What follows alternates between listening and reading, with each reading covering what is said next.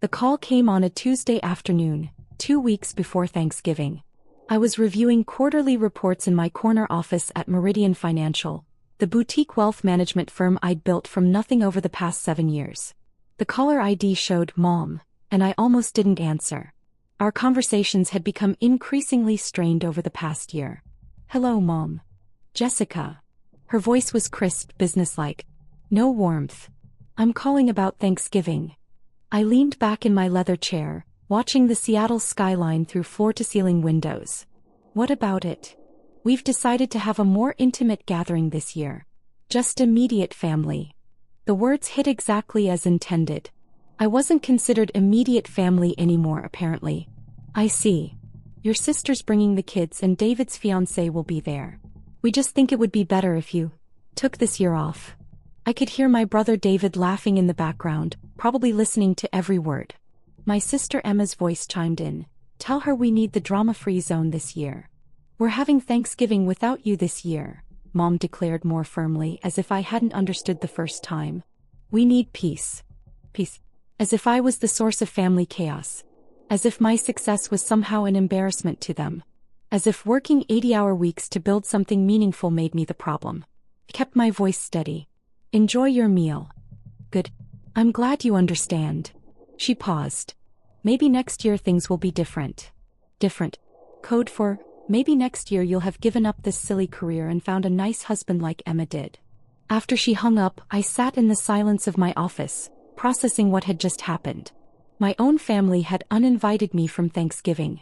The holiday I'd been looking forward to for months. The one time of year we all came together despite our differences. What they didn't realize was that I'd been managing their $50 million trust fund for 3 years. Let me explain how that happened, because it's not exactly a normal family arrangement. 3 years ago my grandfather passed away. Before his death he'd been worried about the family's financial future. He'd seen David's gambling problems, Emma's shopping addiction, and my parents' complete inability to manage money responsibly. They were living off his generosity, but he knew that wouldn't last forever. So he did something unexpected. He came to me. "Jessica," he'd said during one of our last conversations, "you're the only one in this family with a head for business. I want you to manage the trust fund after I'm gone." I'd protested. "Grandpa, I'm sure Mom and Dad would prefer to handle their own finances." He'd laughed, but it was bitter. "Your parents have never balanced a checkbook in their lives. David borrowed $50,000 from me last month for investments that I know went straight to Atlantic City. And Emma spent $30,000 on a handbag collection. The trust fund was substantial. $50 million, built over 3 generations of careful investments and business ownership. My great-grandfather had started with a small manufacturing company. My grandfather had expanded it into a conglomerate. And when he sold everything in the 1990s, he'd invested the proceeds wisely. "The beneficiaries will be your parents, David and Emma," he'd explained. "But you'll be the trustee. You'll decide when and how much they receive." "What about me?" "You're building your own empire, sweetheart. You don't need my money. But they do, and they need someone responsible making sure they don't blow through it in 5 years." I'd agreed, thinking it would bring the family closer together. I'd be helping them, securing their futures, making sure they could maintain their lifestyle without worry. What I didn't anticipate was how much they'd come to resent me for my own success. The wealth management firm I'd started had grown exponentially. We managed over $2 billion in assets for high-net-worth clients, and I'd become one of the most respected financial advisors on the West Coast. I owned a penthouse downtown, drove a Tesla Model S, and had been featured on the cover of Financial Weekly magazine. But instead of being proud, my family seemed embarrassed by my achievements. At family dinners, they'd make snide comments about my fancy career, and ask when I was going to settle down like a normal person. They treated my success as if it was somehow unseemly, as if making money was beneath a proper lady.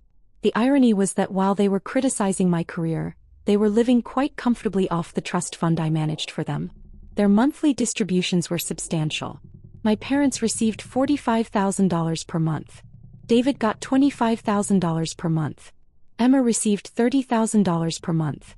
That's $100,000 every month, $1.2 million per year, flowing to people who had just uninvited me from Thanksgiving because I was apparently too successful for their comfort. The next morning, all accounts were frozen. I arrived at the office early on Wednesday, made myself a strong cup of coffee and opened the trust management system. With a few keystrokes, I suspended all distributions pending a routine administrative review. It was completely legal.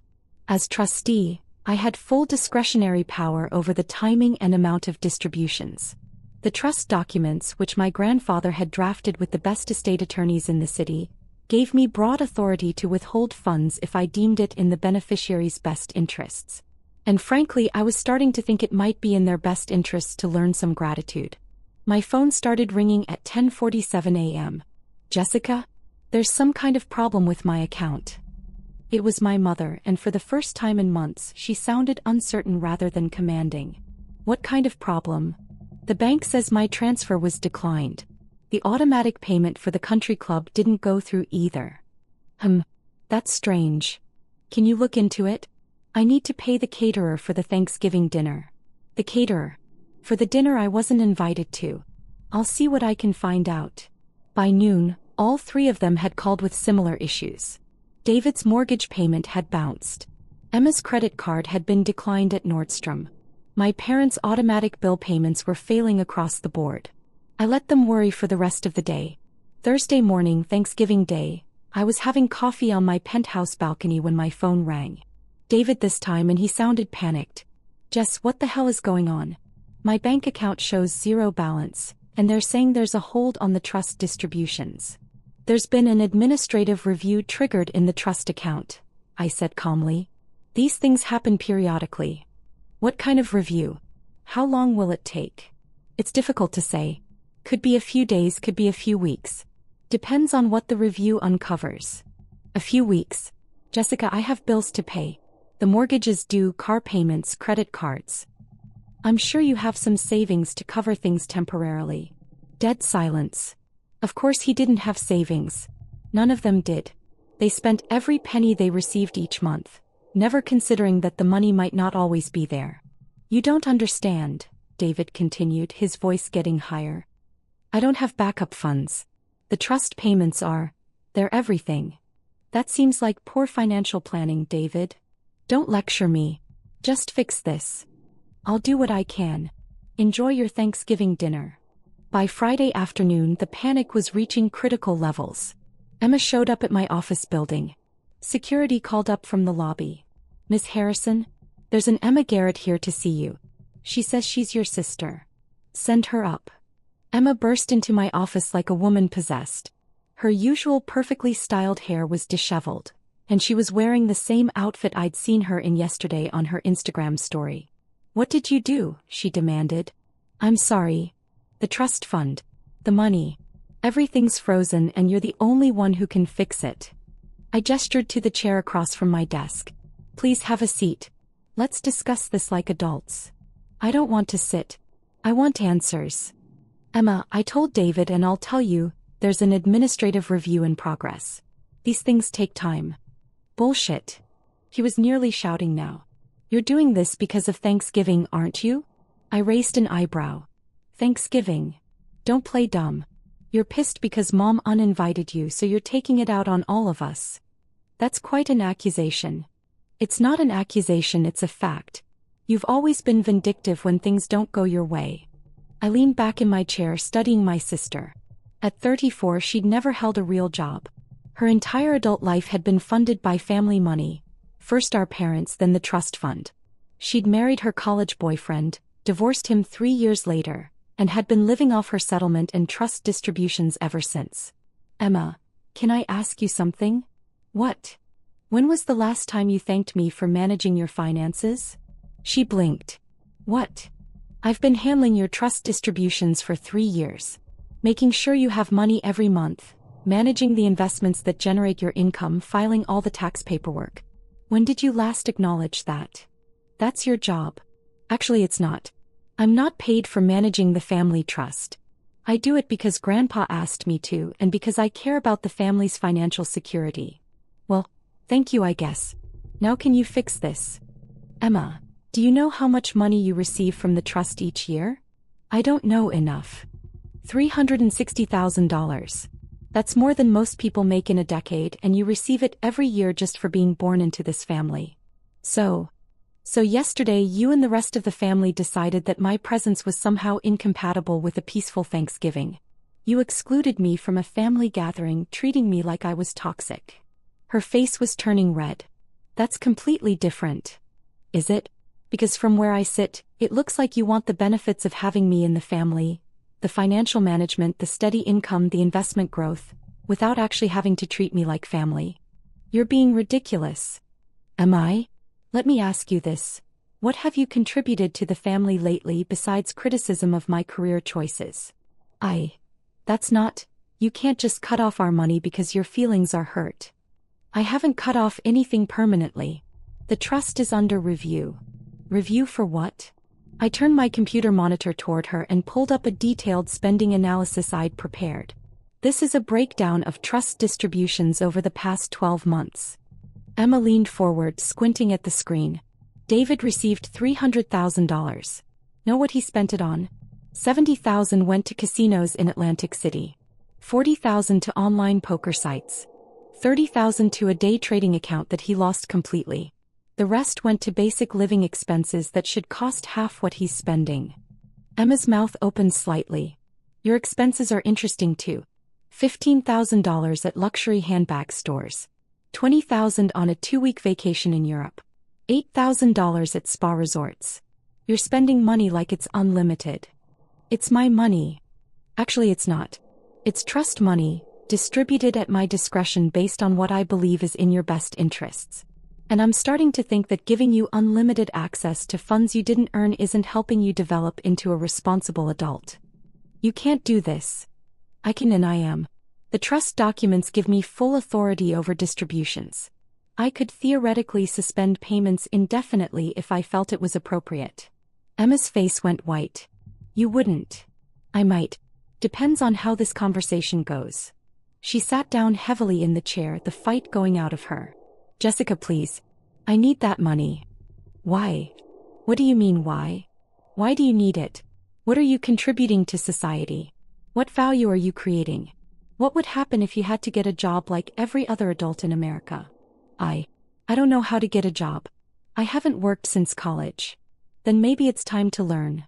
She started crying then, not the manipulative tears she'd used as a child, but genuine fear and desperation. I don't know how to do anything else. I've never had to. And whose fault is that? Yours. The family's. Grandpa's. You've all made it so I didn't have to work. Grandpa created the trust to provide security, not to enable dependency. There's a difference. Please don't cut me off. I'll do anything. Anything. Yes. Call Mom and Dad. Tell them you want me at Thanksgiving dinner. What? You heard me. The 3 of you made a family decision to exclude me. Now make a family decision to include me. But Mom said she wants peace. Emma, you're about to lose $30,000 a month. How peaceful is your life going to be when you can't pay your rent? She pulled out her phone with shaking hands. The call was brief and brutal. I could hear my mother's voice getting increasingly shrill as Emma explained the situation. You told her what? Mom's voice was so loud I could hear it clearly from across the desk. She froze the trust accounts, Mom. All of them. David's freaking out, my credit cards aren't working, and she says it's because we uninvited her from Thanksgiving. That's extortion. She's not asking for money, she just wants to come to dinner. A long pause. Then, put her on the phone. Emma handed me her phone. Mom wants to talk to you. Hello, Mom. Jessica Marie Harrison, you will restore those trust accounts immediately. I'll restore them when the administrative review is complete. There is no administrative review. You're just throwing a tantrum. Actually, there is a review. I'm reviewing whether unlimited financial support is helping or harming the beneficiary's long-term development. You can't hold our money hostage. It's not your money, Mom. It's trust money. Grandpa gave me the authority to manage it, and that's what I'm doing. He never intended for you to use it as a weapon. Are you sure about that? Because when he set up this structure, he told me that the family had a tendency toward financial irresponsibility. He wanted someone with a fiduciary mindset making the decisions. I don't care what he said. You will fix this right now. I'll consider it if you reconsider the Thanksgiving invitation. This is blackmail. This is family dynamics, Mom. You made a choice to exclude me. I'm making a choice about how to respond. Fine. You can come to dinner. Are you happy now? I don't want a grudging invitation. I want you to actually want me there. I do want you there. No, you don't. You want your money. There's a difference. The line went quiet for a long moment.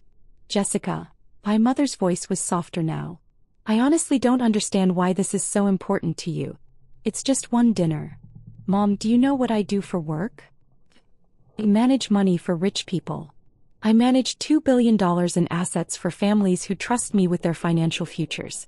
I've built a firm that employs 37 people. I was nominated for Financial Advisor of the Year by the Seattle Business Journal. That's very nice, dear. But you've never once asked me about my work. Never shown any interest in what I've accomplished. The only time you call me is when you need something. That's not true. When was the last time you called just to see how I was doing? Silence. Mom, I love this family. I want to be part of it. But I'm tired of being treated like the black sheep because I chose a different path than Emma did. Emma chose family, marriage, children.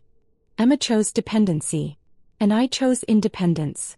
Both are valid choices, but only one of us is contributing to the family's financial stability. Another long pause. I suppose we haven't been very supportive of your career. You suppose correctly. It's just that, it's hard to understand. When I was your age, women didn't do what you do. Times change, Mom. Yes, I suppose they do. She sighed. Jessica, I would like you to come to Thanksgiving dinner. Not because of the money, but because you're my daughter and I miss you. Do you mean that? Yes. I do. What about David and Emma? They'll adjust. And if they don't, they can eat somewhere else. I smiled for the first time in days. Thank you, Mom. That means everything to me. So you'll restore the accounts? I'll release this month's distributions immediately. But I want to have a conversation with the whole family about long-term financial planning. What kind of conversation? The kind where we talk about what happens if the trust money runs out. The kind where we discuss everyone's financial goals and responsibilities. The kind where we plan for a future that doesn't depend on unlimited family support. Jessica, we've always had family money. And we always will if we're smart about it. But that means living below our means, not above them. It means the trust distributions should supplement earned income, not replace it entirely. You want David and Emma to get jobs? I want David and Emma to become productive adults. Whether that means traditional employment, starting businesses, going back to school, or finding other ways to contribute value to society. They're not going to like this. I'm sure they're not.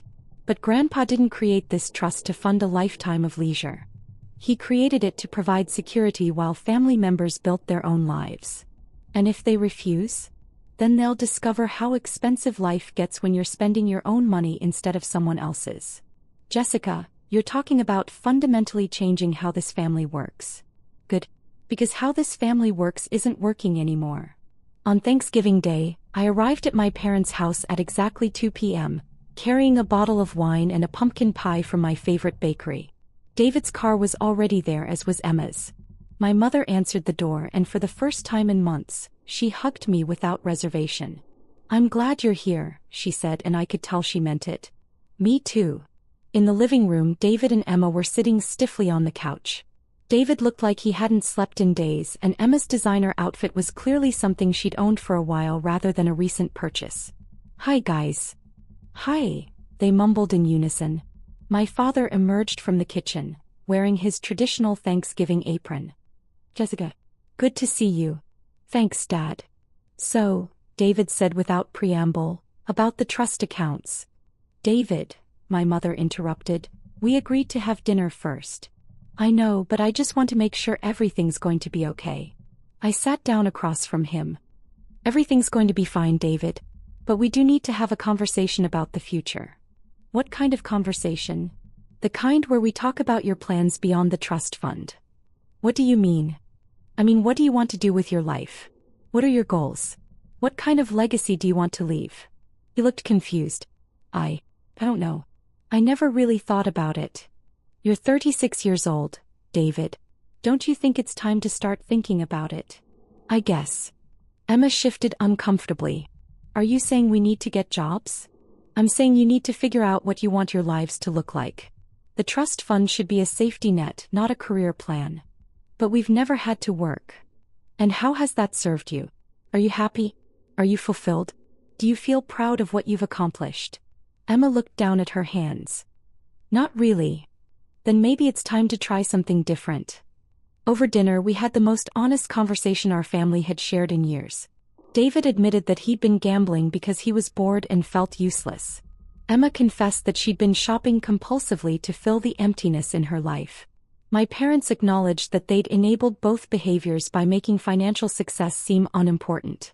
I want to try, Emma said as we were clearing the dishes. Getting a job, I mean. I don't know what I'd be good at, but I want to try. What interests you? I asked. I've always been good with people. And I like organizing things. Have you considered event planning? Or maybe working at a nonprofit? I never thought about nonprofits. There are a lot of organizations that need people with your social skills and attention to detail. And the work would give you a sense of purpose. David was listening intently. What about me? I don't have any marketable skills. That's not true.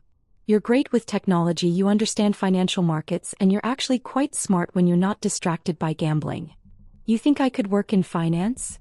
I think you could do anything you put your mind to. But first, you need to address the gambling addiction. He nodded. I know. I've been thinking about getting help. I can recommend some excellent counselors. You would do that? David, I want you to succeed. All of you. That's why I'm willing to be the bad guy when it comes to financial discipline. My mother reached across the table and took my hand. I owe you an apology. For what? For not understanding what you've been trying to do. For not supporting your career. For taking your financial management for granted. And for uninviting you from Thanksgiving, Emma added quietly. That hurt, I admitted. But I understand why you did it. Change is uncomfortable and I've been pushing for a lot of changes. Good changes though, David said. I can see that now. As I drove home that evening, I felt something I hadn't experienced in months. Hope for my family's future. Not because they were wealthy, but because they were finally ready to take responsibility for their own lives.